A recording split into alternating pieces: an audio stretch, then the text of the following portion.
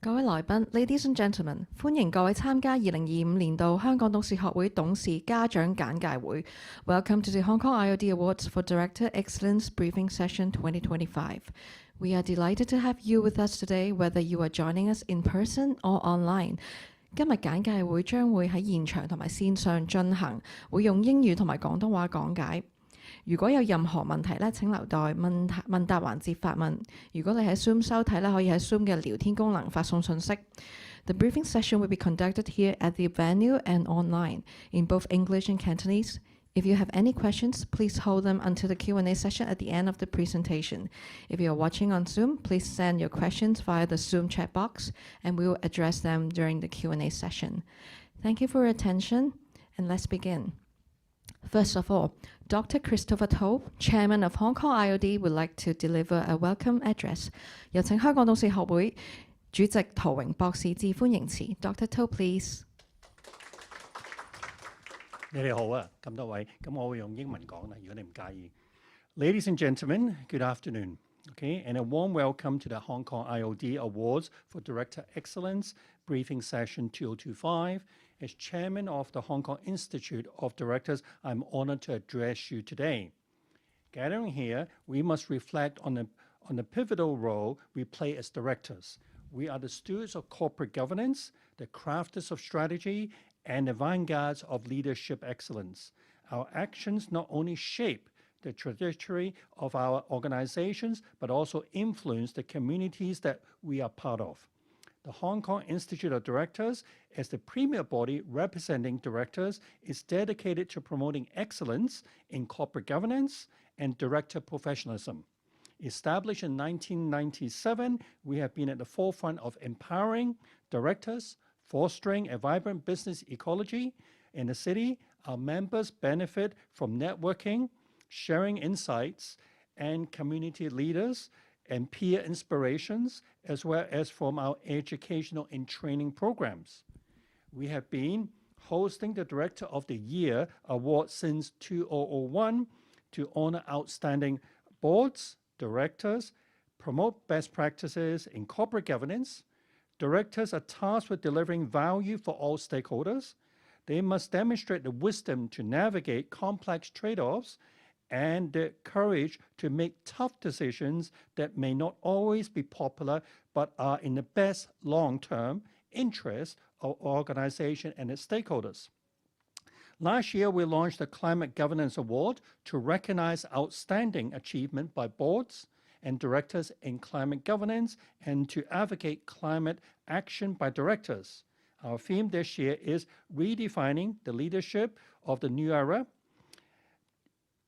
with our mission to inspire and impact through our awards. As we embark on this journey together, let me heed the words of Peter Drucker, who wisely stated, "The best way to predict the future is to create it." It is our collective duty to forge a future where businesses not only prosper, but also contribute positively to society and environment. This year, we are excited to unveil the Social Impact Award. Joining our prestige Directors of the Year Award and Climate Governance Award, these accolades are more than mere recognitions. They are testament to the transformative power of the visionary leadership and the profound impact of effective governance to achieve success and sustainability. Collectively, we called our Directors of the Year Award, Climate Governance Award, and New Social Award, HKIOD Awards for Director Excellence. Today, we are privileged to hear from distinguished past awardees who are leaders in their respective fields. Their narratives of innovation, resilience, and success will inspire us and offer practical insights into the challenges and opportunities ahead. I encourage you all to engage deeply in today's discussion, to learn and to apply these lessons in your roles. May this session be a catalyst for your continued growth as leaders as we redefine leadership in the new era. Hosting these awards is no small feat. It requires collective effort. We are honored that the project has been supported by over 1,000 project partners and participants. We express our deep gratitude to them and we hope they will continue to support us for years to come. We are particularly grateful to our venue sponsor, Ernst & Young, for their generous support and for providing us with this wonderful space in the heart of the Eastern District, looking over the harbour here. Very nice. I would like to thank each of you for attending this briefing session. I encourage you to nominate qualified awardees who exemplify the qualities of redefining leadership for the new era. Now, let's welcome our CEO, Mr. Jonathan Sher, to introduce the new Social Impact Award. Jonathan, please.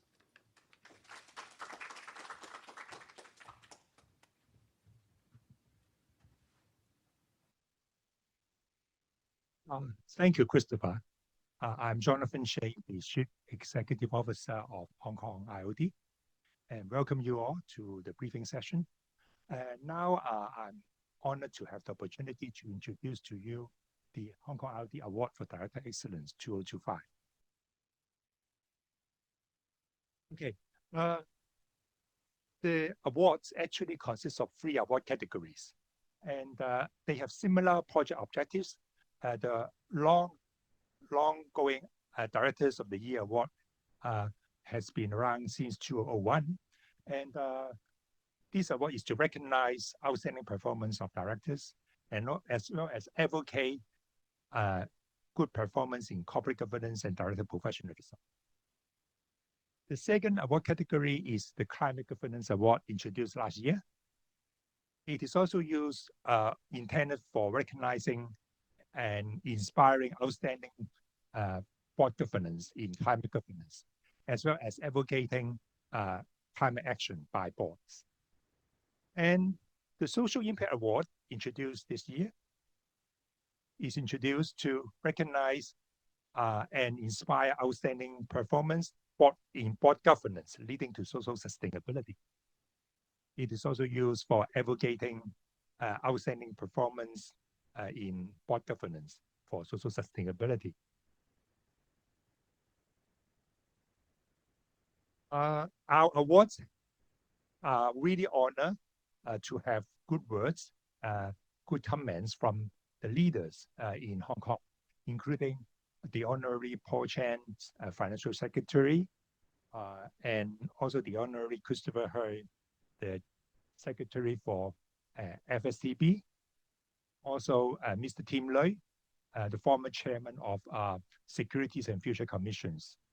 And of course, the Honorary Mrs. Laura Cha, the former chairman of the Hong Kong Exchange and Clearing.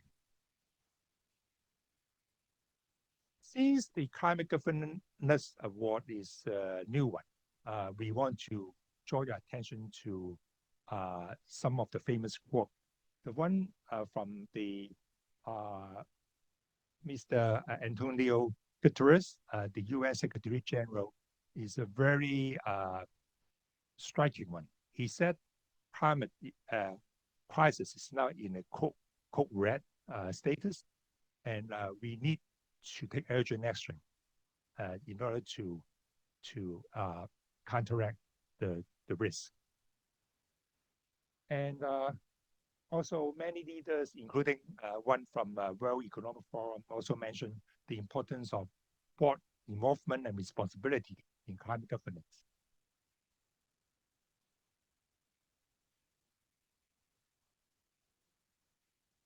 Okay. As for the Social Impact Award, we also have good quotes from a number of world leaders, including the Ban Ki-moon, the former UN Secretary General, who said rightly that leaders have to try to integrate or embed social sustainability into the business governance and practices in order that we can contribute positively to society and also the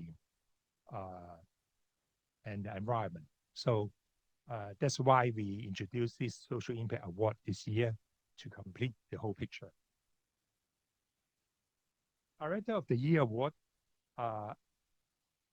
and as you may know already, it is on corporate governance. One thing I would like to mention is that in the past years, we discover that some of the candidates actually do not have, what should I say, they do not really distinguish accurately corporate governance and corporate performance. And in some of the interviews we have before, some candidates actually talk about how they did really well in increasing the turnover of the company, increasing, make a good product, increasing the customer base, grow the customer base. But what we are after is not corporate performance per se. What we are looking at is actually corporate governance, which means the system of the policies and process which lead to good oversight and good performance. So it's one step back from actually, creating results or deliver results for a company. It's actually one step backward. So we encourage candidates to really be, careful about, the objective for the award. And more information can be obtained. Say, for example, apart from Hong Kong IOD, of course, you can also obtain a lot of information from, say, companies registry. They have produced a guide for director's duty, which also spell out what corporate governance is. Now, awards are open for both companies and individuals. So we have board categories as well as individual categories. For board categories, we welcome companies which are listed company, non-listed company, as well as NGOs. And for individual candidates, we welcome executive directors, non-executive directors, as well as independent non-executive directors. I don't want to bore you down with the actual criteria for judging the Director of the Year award. You can actually find this criteria in our nomination form. Climate Governance Award. What we are trying to do here is to recognize outstanding boards and individuals on climate governance. So we need to spell out clearly what actually climate governance is. So if you refer to the Climate Governance Initiative, they have a pretty good definition about climate governance is actually the set of the system of rules and procedures which an organization adopt in order to enhance or to enable board governance, which lead to looking into possibilities or looking into the financial risk and possibility and opportunities of climate changes. You may note interestingly that we are talking about, many people talk about financial risk and opportunities. So we do not regard this as an overhead. Actually, we are encouraged to look at this as also an opportunity for growing business as well. And again, I don't want to repeat all the criteria here. We can refer to, you're welcome to refer to our nomination forms, which spell out the criteria both for the individual directors as well as for the board. Social Impact Awards introduced this year. It is based on the Sustainability Development Goals promulgated by the United Nations since 2015. And they have 17 social sustainability development goals, 17 of them, but only I think 7 to 8 of them are really relevant to social sustainability, including poverty, hunger, health, well-being, equality, work conditions, etc. So therefore, it is important to see whether the board or the director have the oversights and also have accountabilities and governance established to enable the organization to really perform to perform and to lead to results, which establish those social sustainability goals, including diversity and things like that. Again, the criteria can be referred to our nomination forms. And throughout the years, we have received we are really honored to have received good comments from our awardees. Apart from just saying they are honored to receive the award, I want to draw your attention to number 3 from the top, which says throughout the process of attending interviews and filling nomination for attending interviews, most of the or many of the nominees actually think it's a very good health check for themselves. Whether they actually have actually been awarded or not, it has been a very worthwhile process and experience. And for the proposer, they think they just feel good to really identify and recognize the role models in corporate governance. There are many rules, and again, I only want to spell out the 2 more important ones. The first rule is that there is no award quota. So like previous year, any awardee who have reached or who have achieved the high standard required for a particular award category will be given the award. We do not have a limit on the numbers of award to be granted. And of course, if in a particular year, if just a fictitious case, if we do not have candidates who have reached the required standard, then no award will be granted or will be conferred in that year. And the second rule is that there is no limit on the number of awards for a company. A company is welcome to nominate a number of individual board candidates as well as a collective board candidate. And they can run for Director of the Year Award, Climate Governance Award, and also the Social Impact Award, and any combination of those. So they can actually, for example, they nominate someone with outstanding performance and achievement in Social Impact Award and just nominate the candidate for that award. And in maybe 2 or the other 3 as well, if a candidate is good at all of these categories. So I would like to again call for nominations, and please identify or think about worthwhile candidates and submit the nomination form as well as the supporting documents. So that is all you need to do, is to fill in the form, provide a supporting document, and email to this particular email address. And by the way, no cost is involved.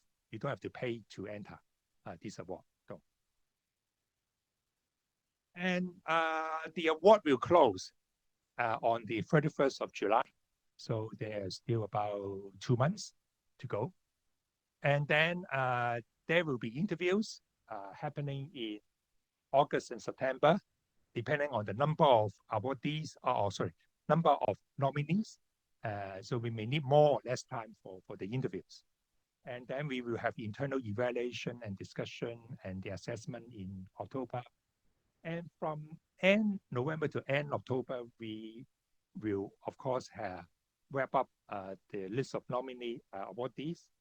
And our award ceremony will be held on the 27th of November this year. So thank you. That's all I have to tell you. If you have any question, please feel free to ask. Thank you. Thank you, Mr. Shade. The following session will be an awardee panel discussion. 我哋而家會進行獲獎者嘅專題討論。The moderator is 主持係理事兼獎項籌委會主席葉嘉明女士 ，Miss Alice Yip. The speakers are Cordelia Zhong, Board Chairman, Hong Kong Broadband Limited. 鐘確儀女士，香港寬頻有限公司董事會主席。Mr. Martin Lee, Chief Financial Officer and Executive Director, Heng An International Group Company Limited. 李偉亮先生，恒安國際集團有限公司財政長兼執行董事。Mr. Alex Yip, Chief Executive Officer, Greater China Lockton Companies Hong Kong Limited。葉錦強先生，樂德保險經紀有限公司大中華區行政總裁。有請葉嘉明女士主持專題討論。Thank you, Miss Yip。好，唔該晒。好，首先咧，歡迎線上線下嘅朋友啦，今日嚟到參加我哋2025年咧香港董事學會董事家長系列嘅簡介會。咁我係今日咧呢一個 panel discussion 嘅主持人啦。咁啊 Alice Yip 係啦。咁我哋今年嘅主題咧就係新時代的領導新友。咁我哋咧就今日請到3位好傑出㗎，非常之傑出，參加咗我哋呢一個獎項嘅呢個往屆得獎者啦。咁佢哋每一位咧都好有豐富嘅一個董事會嘅一個經驗啦。咁今日咧就嚟到呢度同大家咧係分享呢個企業管治同埋咧佢哋個人嗰個領導力嗰方面嘅一啲見解嘅。咁今日咧大家嚟到好有福啊！呢一個 section 咧堪稱咧就係一個咧我哋係董事會管治大師班嘅一個濃縮版嚟嘅。好啦，咁我哋事不宜遲，就開始我哋嘅討論啦，好唔好啊？咁啊，ladies first 啦，好嘛？咁我哋第一個環節咧，咁其實咧就環繞一個領導力啦，同埋董事會管治嗰方面嘅。咁啊 Cordelia， 我知道你而家就係香港寬頻嘅董事會主席啦，咁亦都係恒生銀行希慎啦，同埋呢個奧斯嗰個全球公司嘅獨立非執行董事嚟㗎。咁究竟可唔可以分享一下你係點樣去推動咧呢一個董事會咧喺一個公司戰略方面嘅一個關鍵嘅角色咧？好啊，多謝 Alice。聽唔聽到啊？清楚。亦都好多謝董事學會嘅邀請啦，亦都好多謝董事學會喺幾年前頒俾我當時我喺呢個科技園 Hong Kong Science Park 當時嗰個呢個 NGO 嗰個 Director of the Year Award。咁當時其實 NGO 嘅，咁但係今日咧我就或者係都廣泛咁樣講下。咁喺我答你個問題之前，好快咁講下我自己嘅背景或者經驗啦。咁你頭先講咧，我就坐喺我係香港寬頻個董事會嘅主席。係啊，可能係真係未開啊頭先嚇。咁咧就香港寬頻嘅董事會主席啦。咁呢個咧就係一個資訊科技嘅一個企業啦。咁另外咧就係喺希慎啦。咁呢個你可以話係一個地產界嘅一個公司啦。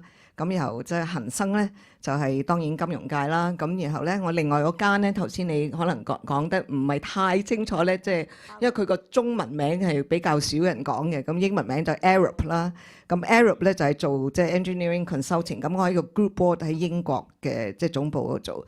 咁即係亦都喺呢個基礎建設嗰方面。咁所以我即係可以話咧，從喺個基礎建設去到資訊科技，到我哋香港嘅地產業同埋你可以話係龍頭嘅金融業咧，我都係有一啲涉獵，同埋咧變咗我自己咧覺得自己都學好多嘢。除咗我希望我亦都係有少少貢獻啦喺個董事會嗰度。咁我自己嘅呢個背景咧，就係我2個最大嘅即係做過嘅行業咧。第一就係我一出嚟咧，我係一個律師嚟嘅，咁喺 Baker McKenzie 做咗好耐。咁然後咧跟住我就轉咗咧就去呢個 IBM 就做呢個資訊科技啦。咁我初都係做佢嘅 General Counsel， 收尾咧就係做佢嘅生意，即係做佢經營。咁我係 run IBM 香港啦，呢個 Southeast Asia 啦，即係 Asia Pacific 啊咁樣，即係唔同嘅一個崗位啦 ，China 等等都有嘅。咁而家咧做一個 advisory， 即係去 advise 下啲 boards 咁。答你個問題啦，咁咧就係你話即係點樣去可以 drive 到嗰個即係呢個戰略性咧？咁我覺得呢個咧就係首先個 board 本身咧一定係要有翻咁上下水平啦。如果唔係你點樣 drive 咧咁？咁所以嗰個 diversity 係好緊要嘅嚇，即係你個 board 係要有唔同嘅經驗或者係行業嗰個，因為 board 嘅呢個獨立董事咧其實就係outside in 個 view 好緊要，有好多企業其實好好嘅，但係佢哋咧就即係好多人都做咗好多年，變咗佢哋咧可能有啲即係畢業咗喺嗰度做，咁佢哋嗰個視野有時係會限制咗，唔係一定係嚇，但有時會就係即係大家嗰種咁嘅互相衝擊嚇，互相傾嗰種係好重要。呢個第一。第二咧就算你叻到係 Warren Buffett 咁啊，如果佢唔信你咧，佢都唔會聽你個支笛去買你嗰個你話嗰個股票或者你嗰個策略啦咁。所以嗰個 trust 真係好重要嚇。個 trust 咧係可以 drive 到大家一齊去諗嗰個戰略性係點樣行。但 trust 咧，大家都講話啊，咁梗係啦咁。咁你點樣做咧咁？咁啊，第一我覺得就係要聆聽啦。你個聆聽要 active listening。唔好話即係佢講兩句你就話誒係啊，不過我覺得咁，唔好咁快不過先。Don't say but that early。第二咧就係我覺得咧就唔好咁公式化嗰個溝通。如果你淨係話啊開會前大家啊即係brief 下啦，咁即係呢個係都係太公式化。要咧多元化，要換下場景，要換下人物嚇。你去下佢嘅call centre 又好，佢嘅廠又好，佢分公司又好。同啲唔同嘅人傾，你就會對嗰個成間公司企業佢嗰個優點同埋痛點係比較係清晰啲。咁咧就我諗第三咧就係最好就參加 committees， 應該通常都要噶啦，因為喺 committee 咧先至係嗰啲討論咧係比較深入有肉啊，即係 meaty 啲啊嚇。咁你會明白啲，一定要勤力嘅。其實你要想呢個戰略。帶到佢自己要勤力，咁我諗我仲有最後一點咧，就我就夠啦嚇，我就講到咁先。就係咧，因為我亦都係 board chair 啦，咁但係我泛指嘅就係我覺得個 board chair 同埋個 board 同埋個管理層咧，大家咧係要有嗰個默契咧，就係你有個 clear role and responsibilities 嚇，就唔好話喐緊啦，因為好多時我哋做 board member 咧都已經係翻咁上下資歷啦，亦都係通常都係 executive 做過嘢嘅咁。見到麻麻地嗰啲咧就，不如我做埋你嗰份啦咁。咁呢個就真係千奇大忌，我自己覺得嚇。咁你大家點樣去合作有個 clear role and responsibility 好重要。我自己嘅格言咧4個字嘅啫，就係咧 noses in fingers out， 即係。你要聞啊！你入到間屋咧，好似即係個廚房煮緊咩餸，你知嘅，聞到嘅。但係千祈唔好攞住個鑊鏟自己去炒埋一份。即係我呢個就係我嘅一個經驗所談嚇。特別係做一個獨立非執董係咪？特別係一個獨立非執董，你而家係，我係講一個獨立非執董。如果你係執董，當然唔同啦，執啊嘛，你就要炒噶啦。係，好啊。咁呢個都好有一個資歷深厚董事嘅心得啊，即係又要信任啦，又要聽，又要落手落腳，亦都要唔愛落手落腳去參觀係啦，但係就唔好揸隻鑊鏟係啦咁樣。係啦，咁我哋跟住落嚟就問一問阿 Martin 啦。咁啊，知道你喺2024年啦，恒安國際咧首次就係納入呢個恒生可持續發展企業嘅基準指數，咁啊成為中國嘅活用紙啦，同埋一個婦幼衞生用品方面咧唯一入選嘅企業嚟㗎。咁啊想知道啦，咁作為一個 ESG 嘅價值創造者啦，咁同埋一個氣候金融嘅先鋒，咁你係點樣去將呢啲理念咧融入去董事會嘅一個決策過程裏邊咧？好啊，唔該晒 Alice， 都好頭先好多謝你嘅分享啦，咁亦都多謝董事學會啦，俾個機會俾我去分享。其實我哋好榮幸嘅，恒安國際，我其實代表恒安國際，雖然呢個獎係我個人嘅董事獎，但係我亦都代表咗恒安國際，好感謝董事學會咧，喺我哋好榮幸喺2024年第一屆呢個氣候嘅管治大獎嗰度咧，係攞到今次呢個大獎，對我哋成個董事會係好鼓舞。咁答翻頭先 Alice 嘅問題咧，就係話，咁首先我哋講翻我哋公司啦，恒安國際講少少 background 啦。其實我哋做紙啦、衛生巾同紙尿片喺國內裏邊咧係最大嘅一個企業。咁所以其實喺我哋成個做呢啲叫做必需品嘅行業喺生產環節當中咧，其實氣候或者 ESG 咧，其實離不開嘅。其實會有好多嘅一啲叫做 stakeholders。會睇住我哋喺成個生產嘅過程方面係點樣做，我哋嘅客戶啦，我哋嘅產品會唔會夠綠色啦？譬如話我哋成個生產過程方面會唔會係綠色啦？排放方面會唔會係受到我哋嘅監製係咪達到國家嘅標準啦？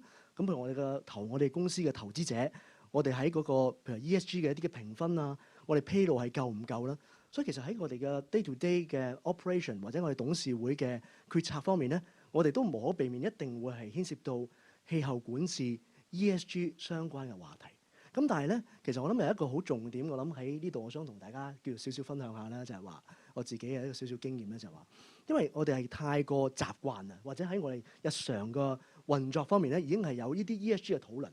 咁但係冇係好特別咧，去喺董事會度咧，去就住氣候管理呢啲話題或者 ESG 話題咧，去就住去未來係點樣去計劃啊、戰略方面去點樣去做策略方面咧，係冇好公式化咁樣咧去做出嚟。因為我諗呢樣嘢都好緊要，因為喺董事會度可能譬如話，所以我哋每日去做呢啲生產，去做啲消費者嘅一啲嘅創作嘅時候，都已經係咁做啦。咁所以好多時候，我哋嘅員工啊、同事都唔會話特別去就住呢啲叫做氣候關注啊、ESG 嘅話題咧，係喺董事會度去作出一啲披露或者去討論嘅。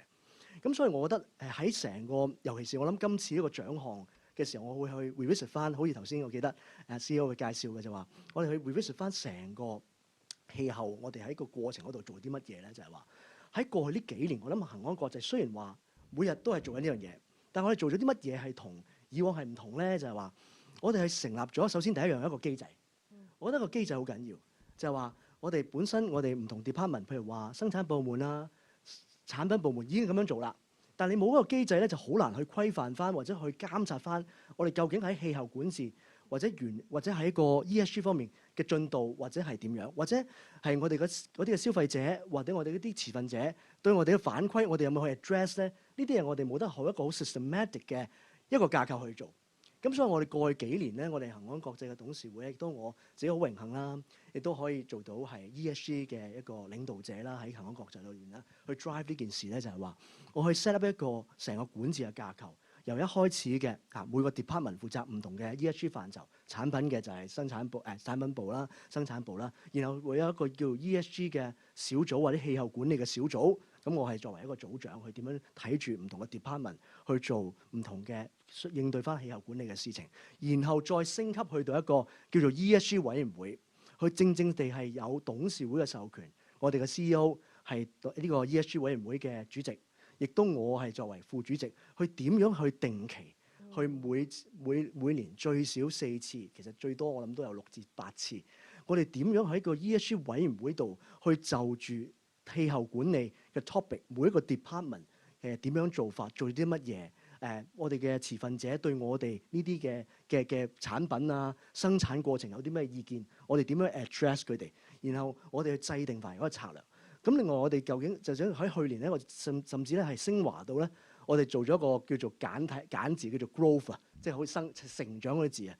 growth 呢個字咧，去令到我哋去記住我哋係個氣候管理同埋 ESG 咧，要去針對唔同嘢。growth 係分別代表係我哋點樣去可以去好好管治我哋成個企業啦，我哋點樣去應對我哋嘅客戶嘅需要啦，我哋點樣去好好照顧我哋嘅員工啦，我哋點樣去信賴我哋嘅合作伙伴啦，我哋點樣去創造喺我哋成個環境度點樣創造綠色啦，最後就係點樣我哋去關懷、去關心我哋社區。咁所以我哋係好由一個本身唔同嘅 department 去到去到一個委員會，再升華到一個戰略咧。就我記得我喺做訪談嘅時候，或者做呢個獎項去 interview 嘅時候咧，我去重新去 prepare 嘅時候，去重溫翻我哋過呢幾年嘅一個過程咧，我哋係點樣去帶出嚟咧？咁所以 that's why 我都好鼓舞我哋去喺呢個 interview 去帶出咗出嚟之後咧，亦都得到董事會嘅認同，我哋係去做到喺企業嘅管治大獎方面嘅一啲貢獻咯，係啦。嗱，大家都聽到啦，其實原來要 ESG 呢一方面咧係做得好咧，係要董事會係全力推動啦，咁要成立有關嘅一個架構啦，咁然之後定時亦都要去衡量翻究竟係咪達標啊等等，所以咧 ESG 呢個就唔可以普遍咁就咁 delegate 啦。一定要極度參與咁啦，好啦，咁我哋去到 Alex 呢方面啦喎，唔睇下嗱，咁你而家就係負責呢個大中華區嘅業務啦，咁你喺跨境董事嘅管治方面咧都好有經驗嘅，咁啊想聽一聽，你覺得呢方面嘅經驗點樣幫到你咧，係去協助公司去應對全球化嘅挑戰呢？好多謝 Alex，多謝董事會邀請我啦。咁我當年得獎係2021年嘅，咁都喺呢間公司嚇。咁咧就當時我個工作都係一個大中華區嘅一個 CEO 啦。咁當年我攞獎嘅時候就啱啱 Covid 嘅，大家仲係攞住口罩，咁大家都好多即係唔可以有啲即係好近嘅一啲 function，我哋可以一齊啦嚇。咁但係就我後來其實即係喺嗰次攞完獎之後，我2年前咧其實都有一個嘅 appointment 係入咗去呢個香港體育學院做董事。咁呢個就其實回應翻頭先佢爹哋講過嗰個 point 就係我點解無端 insurance 會同體育有關咧？咁其實正正又係想有啲 diversity，佢係需要一啲可能係同體育冇乜關係，但係喺商界有啲 corporate governance 嘅管治經驗。咁當我個人嚟講，我對嗰個體育方面都好熱愛。我自己我業餘嘅時候都有做過好多運動嘅，有參加比賽嚇。咁所以嗰個都係一個即係回應翻成個董事個管治裏邊咧，係需要一啲多元化嘅唔同嘅一啲嘅背景。咁我哋呢個行業比較特別啲嘅，即係 insurance brokers 咧，就除咗平時嘅工作之外咧，我哋係有一個直接嘅監管機構嘅。咁我喺4個地方，我而家負責嘅大中華區咧，即係香港啦、國內啦、台灣啦同埋澳門4個地方。咁其實都有一個特別喺呢個行業嘅監管。咁香港就叫做保監局啦，台灣叫做保險局啦，中國內地叫做國家金融總局啦。咁然後澳門就銀監。咁其實佢有一系列嘅要求，對於呢個行業嘅即係 brokers 我哋嘅 brokers 啦，佢嘅監管要求嘅嚇。咁所以個董事會同埋以至喺個董事會裏邊嘅一啲 committee，尤其是我哋有一個 committee， 我哋好重要就係一個我哋叫 risk and compliance。咁呢個 risk and compliance 即係我哋除咗我日常嘅工作，講緊係我點樣去到做生意啊，點樣去到發展啊之外，咁其實我哋都要好多嘢，就係根據個監管要求。首先你唔可以違規啦。咁尤其是我呢個位置咧。我呢個位置佢哋叫做 responsible officer， 咁喺一啲地方嘅法律咧係我個人要承擔一啲責任嘅，咁我更加要 make sure 我哋喺成個董事會，我哋執行平時嘅工作過程裏邊都係有遵守當地嘅一啲嘅法規啦。咁所以我哋其實成個董事會裏邊所有嘅成員咧，其實都係有來自一啲我哋 international 嘅同事啦，有啲一定需要當地同事，因為我需要好熟悉當地一啲嘅法規，唔單止係保險法規，譬如我哋請人啊，我哋嗰啲 labour law 啊，個個地方都唔同嘅。咁亦都其實喺 COVID 嘅時候好多挑戰嘅，因為我哋唔能夠坐埋一齊，基本上都要靠 virtual 嚇。咁但係我哋都係 virtual， 都係起碼1年有4次嘅。咁大家 travel 唔到唔緊要，咁但係都大家有啲咁嘅 virtual meeting， 咁其實都好 effective 嘅。咁我都記得我有一次嗰個 virtual call 就都連埋我一個係歐洲嘅董事，其實佢係放緊假，佢喺法國喺個田裏邊，咁但係佢整住個 salad 都係 call in， 都繼續聽到就傾緊3個鐘頭嘅一個 board meeting。我哋晏晝時間去上晝啦嚇，咁所以好多呢啲嘅functions 咧喺嗰個董事會裏邊有啲嘅決策，有好多唔同嘅。即係唔同背景咧，我哋嘅同事咁亦都唔同 country。咁我除咗大中華區之外，我亦都係喺 Lockton 嘅 Asia Board。咁我哋 Asia 嘅 board 其實就有 multiple countries， 實多過大中華，即係會係多咗其他新加坡啊、韓國啊、泰國、印度啊等等啦。咁其實全部都係有一個我哋呢行業裏邊嘅直接監管機構。咁所以嗰個risk and compliance 嗰個要求，其實我哋係有一隊人去做嘅。即係執行緊，除咗當個監管機構要求我哋去訪問下，或者去嚟到我其實唔想佢嚟拜訪我嘅，咁咧就係佢有時會嚟同佢傾下咁樣嚇。咁中間我哋好多過程裏邊都係要自己要check 翻我哋有啲即係 checking point， 究竟我哋成個嘅運作係咪都係能夠遵守到係 within 成個嗰啲 regulation 嘅要求咧咁樣。咁呢個係我哋其中一個。喺我哋行業係一個比較特別啲嘅，咁所以我哋做好多工作，除咗係生意之外，都要做好我哋 compliance 嘅工作咯。哇！做一個要負全責嘅 responsible person 真係唔簡單啊！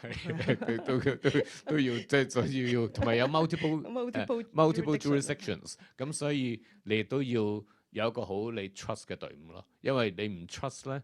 其實就好難運作嘅。咁因為我哋其實每一個地方，其實我喺譬如台灣，我有個台灣嘅團隊啦，我喺 China 有個 China 團隊啦。咁我平時 base 喺香港啦，咁有香港嘅 team 啦，我 Macau 都有。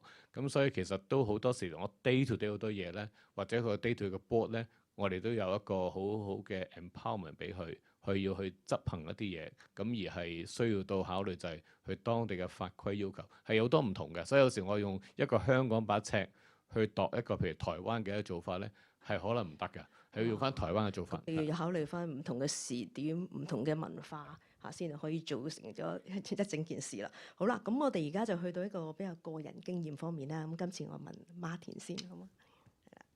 咁啊，Martin 啊，咁其實我知道你喺恒安裏邊係負責推動呢一個氣候風險方面嗰個機制嘅嚇。咁你點樣喺呢個職務上面咧，點樣去平衡咧？無論外部同埋內部持份者一啲唔同嘅訴求咧。好啊，唔該晒。其實我諗咧喺外部同內部都好緊要，但係原來想像中咧，其實咧內部咧嗰個持份者嗰個平衡咧，其實係我覺得最大挑戰性嘅。因為其實喺內部嚟講咧，我諗我哋要首先我作為一個係即係氣候管理嘅推動者，咁我對口喺外邊去同唔同嘅持份者去報告咧，其實我一定要係有一個即係點講 centrally， 我係有個授權喺翻個我哋內部咧去統一去講出嚟。咁其實喺內部方面咧，我哋好多時候咧，我覺得咧要有好多唔同嘅意見，因為你其實我哋去推動氣候管理啦。咁當然第一頭先一開始講咧係一個叫做企業責任啦，同埋其實係個法規嘅要求啦。咁但係同時間地始終嚟講啊，我哋都係一個上市公司，都係個嘅企業啦，咁都睇翻平衡翻financials， 去睇翻個裨益咧。咁我哋去 drive 呢啲嘅即係企業管治嘅一啲嘅策略嘅。咁所以我哋咧好多時候我係要花費咗比較多嘅時間咧，去同翻我哋內部嘅員工啊，甚至我哋董事咧，去簡介翻我哋去做呢啲企業管治嘅啲措施咧，係對成間公司係有益嘅。譬如話，首先第一樣嘢，我哋首先員工方面啦。我相信員工方面好多時候咧，可能係做一個執行者嘅啫。但係好多時候佢哋未必會知道而家最新嘅一啲企業嘅嗰啲管治嗰啲，或者一啲嘅氣候管治嗰啲法規。咁所以我哋首先第一樣嘢咧，就首先要佢哋知道而家我哋外邊係發生咩事，同埋我哋好中意咧就係話我哋喺定期咧去就住一啲員工咧講翻俾你聽咧，就話我哋一啲嘅持份者，無論我哋嘅消費者，或者我哋嘅投資者，或者我哋嘅銀行。去對我哋嗰啲呢方面嘅企業嘅一啲嘅氣候管治方面有啲咩意見咧？我哋必須要佢哋知道，佢哋明白咗，咁先去支持到我哋推動嘅。呢個第一樣嘢。第二樣嘢咧就係話咧，我好記得有一個例子咧，就係我哋喺起一啲工廠嘅時候咧，我哋開始去起一啲叫太陽能嘅一啲嘅電廠。咁咧開始嘅投入咧，因為當其時咧都係叫做一個叫做 Covid 嘅時間啦，咁所以個資金咧坦白講咧都係希望可以保留多啲嚟到發展。咁大家好多時候就會有個 debate 啦，究竟我哋仲係咪需要用咁多資金去投放喺呢啲叫做好似一啲叫做企業工程啊，或者嗰啲叫氣候工程，或者一啲叫形象工程嘅嘢咧咁樣？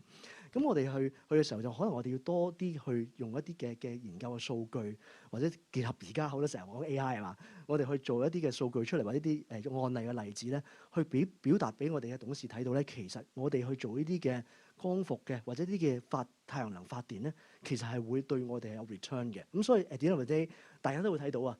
我哋出到啲數據出嚟咧，其實唔單止係話會慳到幾多二氧化碳嘅排放啊，甚至咧我哋係有個正面嘅回報。咁所以我哋董事咧去睇到咗我哋嗰啲計咗數據之後咧，亦都好安心咧去推動呢個發電。咁所以而家舉個例子啊，喺我哋而家咧超過一半嘅我哋嘅工廠咧已經有太陽能發電啦。咁所以呢樣嘢係好緊要，我諗係喺推動我哋嗰個嘅企業嘅發展。我相信 Martin 都會係一個好識用數據同埋圖表去講故事嘅人嚟嘅，係啦，因為要點樣去令到持份者去 buy in，一啲都唔容易。冇錯，咁所以我哋咁除咗係內部，我哋有咗個內部嘅支撐之後咧，咁我哋就要同外部啦。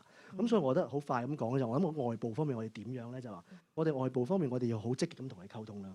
咁好積極咁溝通，無論喺披露方面啦，我哋喺披露方面我哋係會領先住，譬如一啲上市規則有個氣候管理嘅披露，我哋係提早咗3年，我哋係披露咗相關嘅信息啦。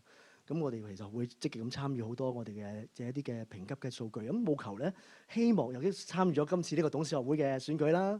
咁希望亦都係代表俾我哋睇到我哋喺個企業管治或者個氣候管理方面咧，我哋係有做咗一啲相關嘅嘢嘅。好啦，咁跟住落嚟，阿 Alex 想問一問你咧，你係點樣透過一個策略性嘅思維咧，去帶領一個大中華地區去提升翻整體嘅管治水平嘅？咁如果回應呢個問題咧，就我想講啊，Lockton 係一個冇上市公司，即係我係一間 private 嘅公司嚇。咁作為一間冇上市公司咧，就佢有一個好大嘅好處咧，就係當然好上市公司有上市嘅好處嚇，即係但係亦都有好多譬如一啲嘅回報啊、shareholders return 啊，對一啲 analyst 對你個股價嘅一啲嘅睇法，好多嘢你要 manage 啦。咁我哋就其實就唔使 manage 呢樣嘢，因為我唔使對外公佈噶嘛嚇。咁所以就作為一個冇上市公司咧，就我覺得喺成個決策過程裏邊咧，你可以 long term 少少。即係因為我唔需要對住一啲 shareholders 去我聽日就要幾多嘅return on 你個 investment 咁嚇，咁呢個係一個好重要嘅一個部分，令到我哋過往咁多年去做一啲決策咧係會長遠啲。咁另外咧就係因為呢個 private ownership 咧，其實佢亦都好 empower 我哋 local 嘅 board 嘅。咁我哋係唔係話好需要樣嘢都翻去總部？咁我哋當然有總部有啲佢有啲規則，我哋啲咩需要係翻過去要同佢彙報啦。咁但係其實嗰個local 嘅 board，譬如我喺大中華區或者我 Asia board，我哋有一定嘅 authority。我哋喺一個 authority 裏邊，我哋可以做啲決策。包括一啲 investment 嘅決策啊，咁譬如我舉例，我哋幾年前都冇喺台灣開始嘅，咁我做咗呢個台灣嘅呢個 set up 大概係5年前度啦，咁其實都係講緊一啲你做一個 business case 啦，咁你可能有一啲 risk 啦，或者有啲機會啦，咁so far 而家我哋5年過嚟咧，其實台灣都 make 咗大概有10% of 我而家大中華區嗰個 revenue， 咁即係換句話說，如果我哋5年前冇開始去投資喺台灣，咁我呢10% 嘅 revenue 就冇發生過啦。因為如果唔做嘅話嚇，咁當然中間亦都係我哋需要揾到當地我哋可以 trust 嘅一啲 local teams，亦都有一個 board， 亦都係可以 drive 一啲我哋想做嘅一啲嘅 clients 啦。咁我哋都係好 focus 做一啲即係大型嘅企業啦嚇，我哋做一啲 advisor 嚇，咁所以呢一個嘅 private 嘅 ownership 同埋嗰個 empowerment 咧，係好能夠令到我哋可以做咗啲決策，係同一啲喺我哋嘅行業裏邊嘅其他公司係會幾唔同嘅啊。咁另外一樣嘢咧，我會覺得就係喺裏邊我哋有好多唔同嘅 subcommittee 啦。頭先我講嘅就係我哋嘅 risk and compliance 係其中一個好主要嘅。咁但係同時間我哋都有個我哋叫做 investment committee。咁唔係個個 investment 入到去都得嘅，即係我哋可能好多挑戰性嘅問題啦。即係點解你咁做啊？點解要做呢個？或者譬如最好舉例，我哋2年前開始做印度。咁我點解要去印度啊？咁樣嚇，即係好多 debate 喺中間。咁可能中間有 against 或者有贊成咁樣嚇。咁但係我哋都係 balance 咗嗰個機會同埋一啲嘅風險啦。咁同埋可能都有啲 investment 嘅時間。咁我哋又願意去到承擔呢個 investment 時間，因為呢個可能比較 long term 嘅嚇。咁但係我哋係希望就係有一個咁嘅發展，係令到我哋長遠我哋可以更加 sustainable， 我多啲地方有我一個即係 Lockton 嘅 office 啦，咁所以都係我哋一個即係發展嘅模式，就係喺嗰個 risk 同埋嗰個 investment 嘅機會中間，我哋取一個 balance。咁有啲地方我哋未去嘅，咁但係我又覺得一個 private 公司佢就比較可能都穩陣嘅，即係佢又唔可以話一下子我去晒全世界我都去啦咁樣，佢唔會嘅，佢係做完一個到一個。咁所以喺 Asia， 譬如大中華區，我初都係得3個 office 啦，而家我已經有7個，但係呢個 over 10大概10年時間。咁而喺 Asia， 我哋原本可能得6-7個國家，咁而家可能我哋多咗印度啦，我哋會再諗下其他嘅 countries 啦，又或者我哋做嘅生意嘅類別可能會再諗一啲其他一啲嘅 specialty， which 我哋而家未有嘅。咁其實呢啲都係一啲喺個 board 要做一啲嘅決定，咁其實都係平衡緊有冇一個 business case，我值唔值得去做呢個 investment。永遠都係一個喺機會同埋風險方面啦。咁你唔一定啱嘅喎。我哋有錯嘅，咁有錯你要 rectify，係啦，冇一個風險，但係你知道嘅你冇緊幾多風險，覺得嘅係啦，咁所以個 committee 呢啲喺個 board 裏邊做得好緊要，同埋有我哋唔同嘅一啲嘅 board member 有一啲唔同嘅背景咧，咁變咗我哋有時即係參與嘅成分就會好多有唔同嘅意見咯。咁我覺得呢個都係即係成個公司管治嘅一啲嘅原則嚟。咁跟住我哋又翻去啊 Cordelia 度啦。咁喺而家嘅經濟環境之下啦，同埋急劇變化嘅一個地緣政治嘅一個背景啦，咁即係究竟點樣先可以好有效咁令到董事會咧係可以適時咁考慮到相關嘅風險，從而去做到一個恰當嘅決定咧？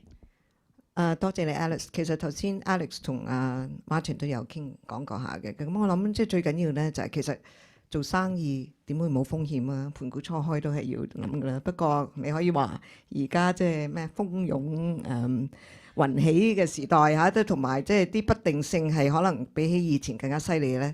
咁嗰個管理風險係真係重要咗嘅。咁但係咧，我諗同時咧，我諗即係兩點啦，因為我知道都時間關係啦。第一，管理風險咧，你如果 operational 方面咧，我諗最緊要咧係 tone from the top 之餘咧，仲要咧係要明白咧就 risk management is everybody's business in the company。咁呢個就最緊要咧。如果我哋講 three lines of defence，第一個就 doer 啦，係咪？你即係其實第一線，即係最前線嗰啲人，如果佢哋成日爆煲，咁你管理風險喺個 board 度晚傾都冇乜用嘅。一個好明確嘅例子就係 phishing 啦，係咪？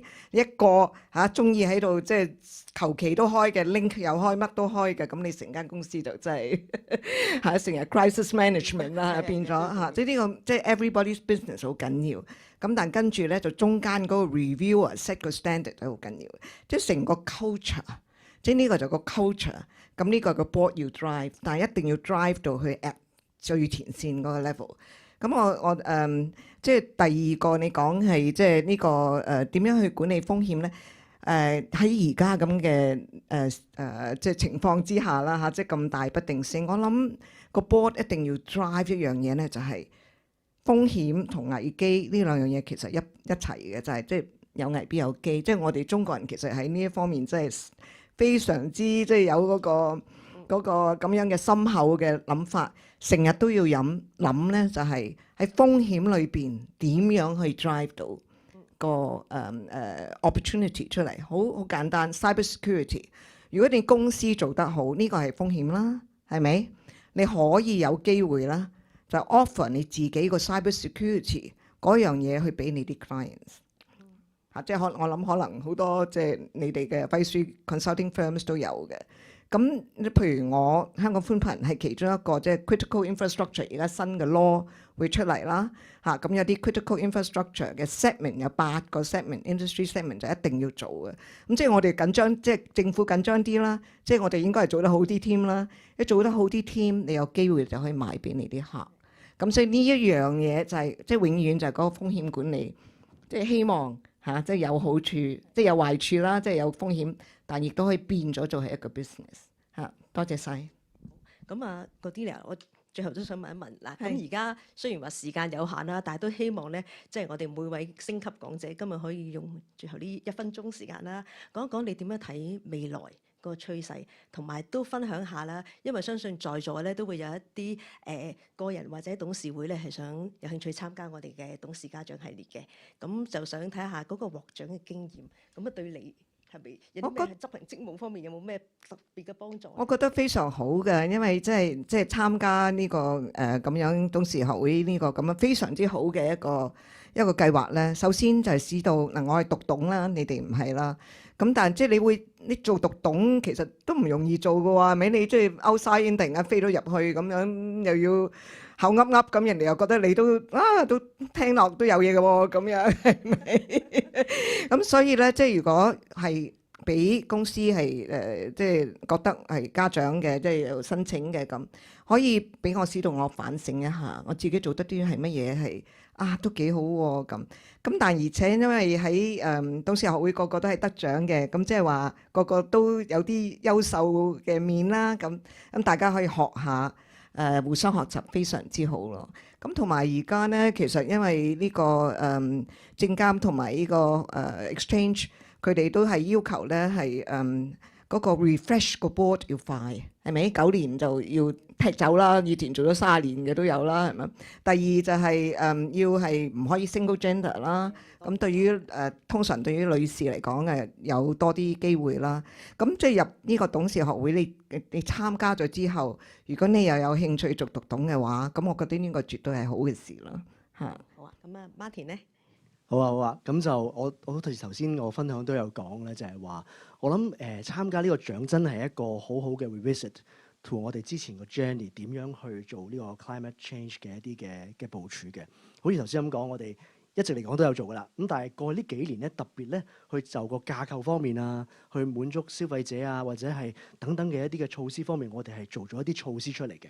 咁所以我覺得作為個人董事嘅獲獎，亦都我代表成個董事會咧，我覺得今次呢個董事學會嘅個獎項咧，係令到我哋可以真係去睇翻我哋過去咁多年嚟去做關於 climate change 嘅一啲嘅措施，喺一啲獨立嘅專家去做咗一個意見，大家意見分享啦，做咗一個鐘嘅 interview 嘅時候咧，喺呢方面我哋做得夠唔夠，或者我哋喺成個 interview 嘅過程中咧，亦都會睇翻我哋有邊啲嘢我哋可以再做得好啲嘅。咁所以我亦都好鼓勵咧，各位如果有意即係參加咧，其實都唔好淨係話覺得係純粹一個獎，而係可以係一個少少嘅一個 revisit 喺過去呢幾年，尤其是我覺得咧，因為 ESG 同埋 climate change，我覺得喺呢幾年咧雖然有唔同嘅聲音啊，但係喺我哋尤其是我哋個行業嚟講咧，ESG climate change 咧都係非常非常之重要。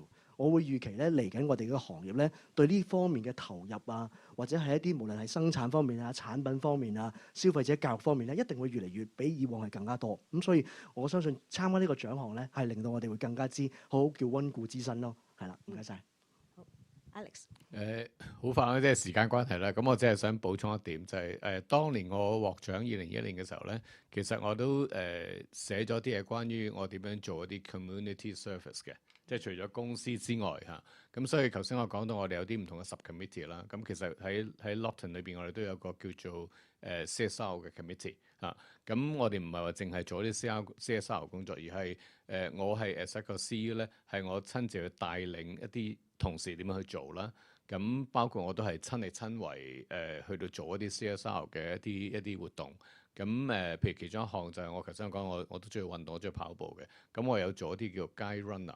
即係我係帶一啲視障嘅朋友去跑，咁而家喺呢個視障個朋友一個世界裏邊咧，有一個都好犀利嘅，已經可以係跑馬拉松跑3個鐘頭以內嘅，但係佢睇唔到嘅嚇，當然唔係我帶佢啦，我帶佢唔到，佢嗰個好快嘅，咁所以我哋要揾一個，我哋揾咗個 Kenya 嘅跑手帶佢嘅嚇，咁但係我都有去帶一啲其他跑得慢些少，即係同我咁上下水平嘅一啲嘅視障朋友去跑，咁因此咧，我亦都 inspire 咗啲我嘅同事咧，而家我喺我公司裏邊咧，係好多同事好中意去帶呢啲視障朋友，同埋唔單止係我哋得益嘅，因為我今日啱啱 lunch 嘅時候同我呢個都係同呢個 organisation 有個 lunch， 佢話俾我聽有一個而家我哋幫緊嘅視障朋友，佢本來比較內向嘅，咁但係自從我哋而家帶咗出嚟跑步之後咧，佢係可以多咗信心啊，肯去講嘢，咁我哋覺得我哋嗰個參與咧係好有成就感，即係幫到一個人嚇，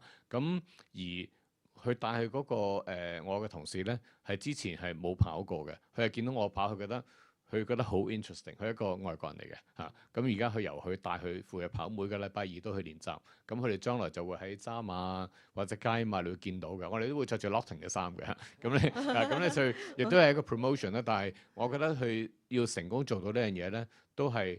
你唔好淨係我講啊，係咪講大家可能唔係好聽咁，但我一齊做咁，同埋我都有一定資歷啦。我咁嘅年紀都跑得，咁你冇理由後生嗰啲唔跑得噶嘛，係咪嚇？咁所以即係我都係做緊呢個工作啦，去 try to inspire 我哋下一個 generation 去多啲參與社會嘅一啲嘅服務嘅工作咯。相當好啊！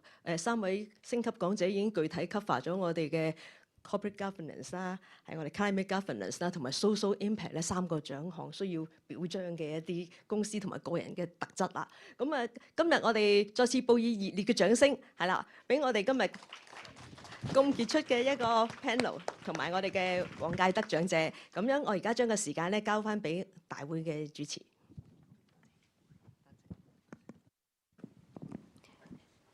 各位如果有問題可以係經 Zoom 嗰度發問啦，或者可以現場問嘅。Thank you, Ms. Zhong, Mr. Lee, and Mr. Yip, and our host, Ms. Yip, for your insights.